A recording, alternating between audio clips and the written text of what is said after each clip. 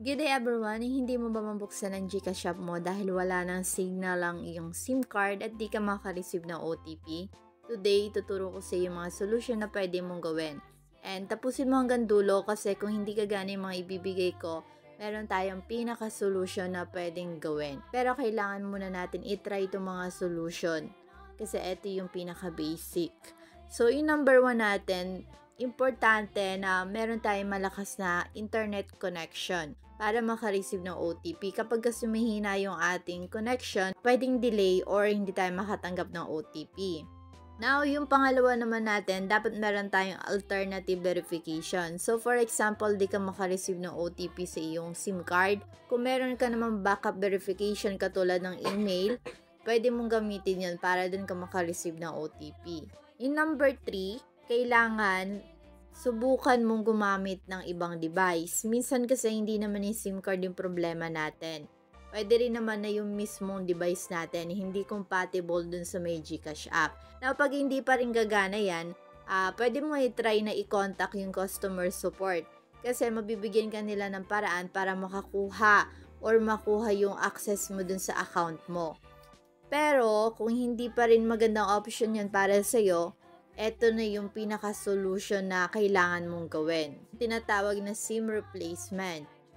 Dahil kung hindi na talaga maayos yung signal mo, tapos di ka talaga nakaka-receive ng OTP, tapos medyo luma na talaga yung SIM card mo, matagal mo nang ginagamit, maaaring hindi na siya updated or kailangan mo na talaga ng bagong SIM card. Pero, para mabuksan nga yung account mo, meron kasi tayong tinatawag na parehong number. So, kung SIM replacement, kung ano yung numero ng iyong SIM card, ganun din yung makukuha mo.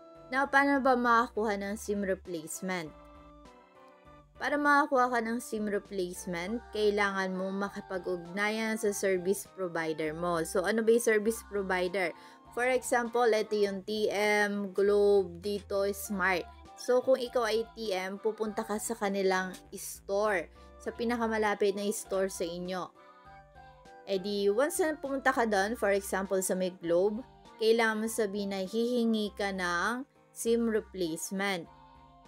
Alamin mo yung proseso kung paano ba makakuha. Pero, ang mga kakailanganin mo doon, valid ID. So, kailangan mo maghanda ng valid ID tulad ng government-issued ID.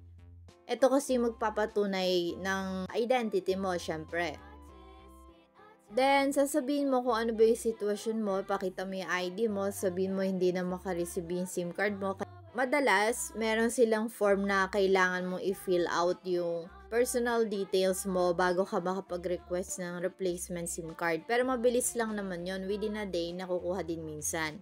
Once na ibigay na nila sa iyo, pagkatapos ng proseso, siguraduhin mong active yung SIM card.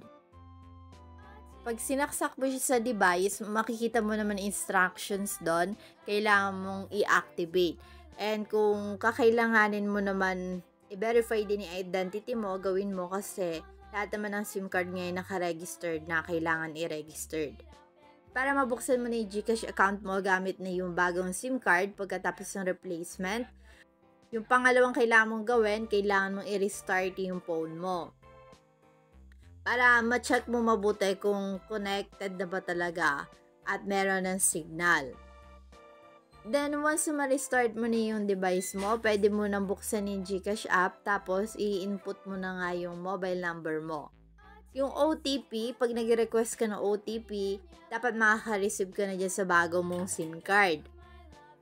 Tapos, input mo lang din yung OTP na ma-receive mo dun sa may app. Now, ma-access mo na yung account mo.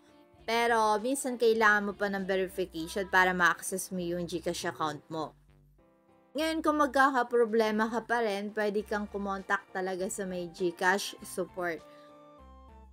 Hanggang dito na lang video natin for today. Thank you for watching and stay blessed. Pero kung meron kayong mga katanungan pa, ilagay nyo lang yun sa may comment section. At pag may time tayo, sasagutin natin. God bless!